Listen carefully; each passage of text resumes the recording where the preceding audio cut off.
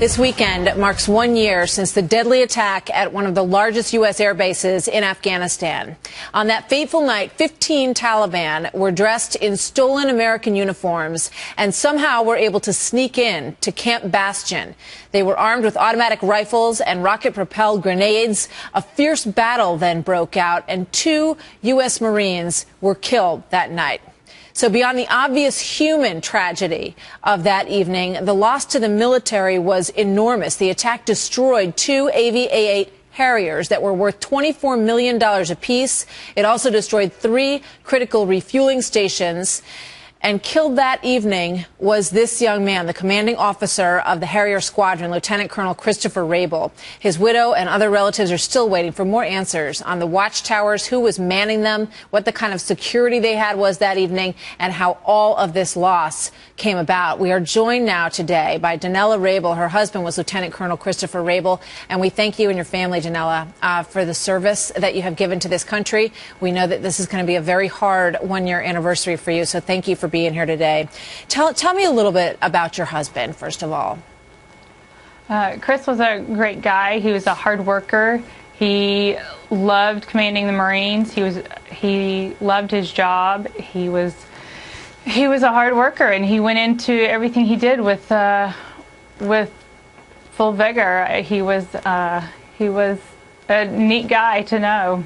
Well, we're looking at some great pictures of him right now, and we've read so many descriptions of him. He was absolutely beloved by the Marines who worked with him. And so when this bizarre attack began happening, and as I said, it was launched by 15 Taliban who had been watching Camp Bastion, according to the reports, and they had figured out the vulnerabilities there. And they figured out when the watchtowers weren't really being, taken care of, when the security was a little bit down, and they were able to sneak in those uniforms and start blasting away at these huge Harrier aircraft. It's an unbelievable story, and it's remarkable that so many Americans don't know more about it. What questions do you have about what happened that night, and what are you looking for answers to?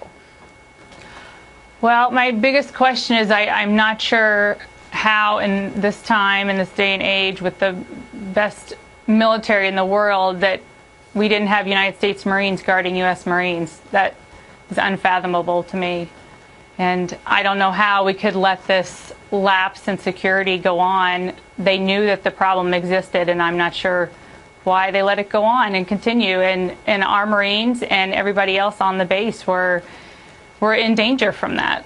So that's what I'd like to have answered. I'm sure you would. And the story is that there were some guards from Tonga. It was originally a British base, and then it became a British-U.S. base. And really, the United States built this base up tremendously. But this also was happening during the beginning of the drawdown period. Do you think that that's part of the reason that these watchtowers were not manned by U.S. Marines, and that this was able to happen in the first place? Well, that's a good question. I'd love to know that answer. I'm sure that they were watching to see when there were fewer personnel on the base, and with the drawdown, they saw that quite a big part of the squadron had left, and so they were left vulnerable and open to the attack. And it would be really interesting to know if the drawdown had anything to do with the fact that there was nobody in that watchtower watching out for our Marines. And we know that as soon as the attack on the Harrier happened, your husband jumped into a vehicle and he went right into the line of fire there to protect the people on his base and to protect the base itself. He was truly a hero. And I know that over Labor Day, some of those who were wounded that night were honored with Purple Hearts. Has your husband been recognized and been honored for his heroic acts that evening? He did. He did receive a Purple Heart. They did award him that, yes. In terms of, we hear a lot, and we've covered a lot on this channel about Benghazi and the lack of security there that led to the loss of 4 Americans as well. Why do you think it is that so many people don't even know the story of what happened at Camp Bastion? Well, I think Benghazi happened a few days before Camp Bastion was attacked, so that overshadowed everything that happened. And, the American public has kind of grown tired of hearing about all of the killings of our American servicemen. And so I'm sure that it got brushed under. And it was on the next page of news, and it wasn't front page like Benghazi and the all-important ambassador that was killed that night. Well, so obviously, just another battle in Afghanistan. Important people at Camp Bastion, and one person who was extremely important to you. I know Michelle Malkin has brought a lot of attention to this story. GQ did a huge feature story on it as well. What do you hope the administration, or, I know you said to me when we spoke earlier that obviously you've spent this year, trying to put your life together, take care of your family as any mom would. But, as you're able to do that, do you intend to pursue to try to find out some more answers about what happened? And do you think you'll get a lot of feedback and response from people when you seek those answers?